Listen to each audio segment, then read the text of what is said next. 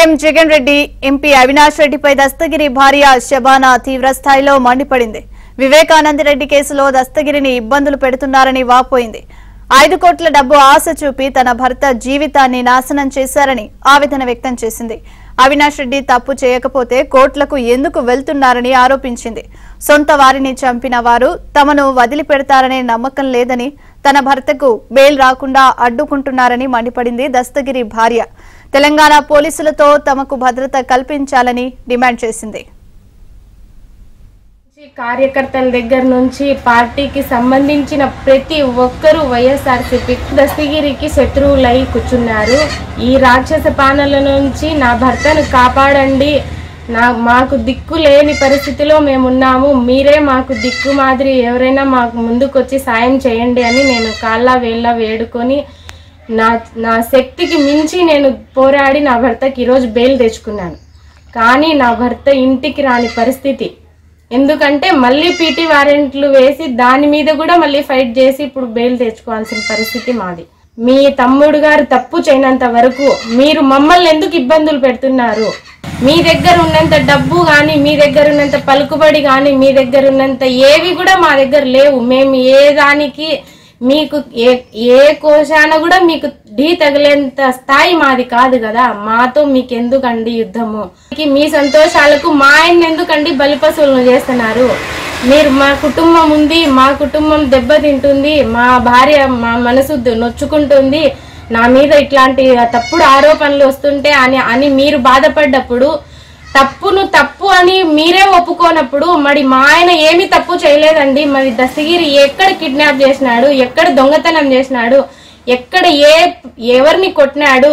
ఎందుకు మీ గవర్నమెంట్ లో మీ చేతుల్లో ఉంది, డబ్బు మీ చేతుల్లో ఉంది, అధికార బలం మీ చేతుల్లో ఉందని మీరు అన్నిటినీ ప్రోత్సహించి అందరినీ మా మీది కుసి కలిపి మీరు సైలెంట్ గా ఏమీ తెలియనట్టు ఏదో ఒక మూల నుండి మీరు అన్ని కథనం అన్ని నడిపిస్తున్నారే.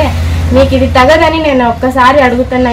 ఈ రోజు విమర్శించాల్సిన అవసరం, అంత దుఃఖం నా మనసుకు అనిపిస్తుంది కాబట్టి ఈరోజు ధైర్యంగా నన్ను చంపుతారా చంపనియండి, ఏమైనా మమ్మల్ని ఏం చేస్తారో మీ ఇష్టం సార్, ఏమైనా చెయ్యండి. మీకు ఇంతవరకు మీరు మీ వాళ్ళనే ఇడిచిపెట్టినప్పుడు మమ్మల్ని ఇడిచిపెడతారని అయితే నమ్మకం మాకు లేదు. మీకున్నట్టే ఫ్యామిలీ మాకుంది సార్, మీకున్నట్టే బిడ్డలు మాకున్నారు సార్, మీకున్నట్టే మాకు కూడా భార్యాభర్తల అనుబంధం ఉంది సార్. దయచేసి మీ రాక్షసత్వాన్ని మీ వాళ్ళ మీద చూపించుకోండి కానీ మా మీద చూపించద్దండి సార్. ఇక దస్తగిరి భార్య శబానా తాజా వ్యాఖ్యలకు సంబంధించి మరింత సమాచారాన్ని మా కడప ప్రతినిధి శ్రీనివాస్ అందిస్తారు. శ్రీనివాస్, అప్డేట్స్ ఏంటి? ప్రియాంక వైఎస్ వివేక హత్య కేసులో అప్రూవర్ గా మారిన దస్తగిరి భార్య శబానా ఈరోజు సెన్సేషనల్ పాయింట్స్ మాట్లాడడం జరిగింది మనతో ఏబిఎన్ ఎక్స్క్లూజివ్ గా.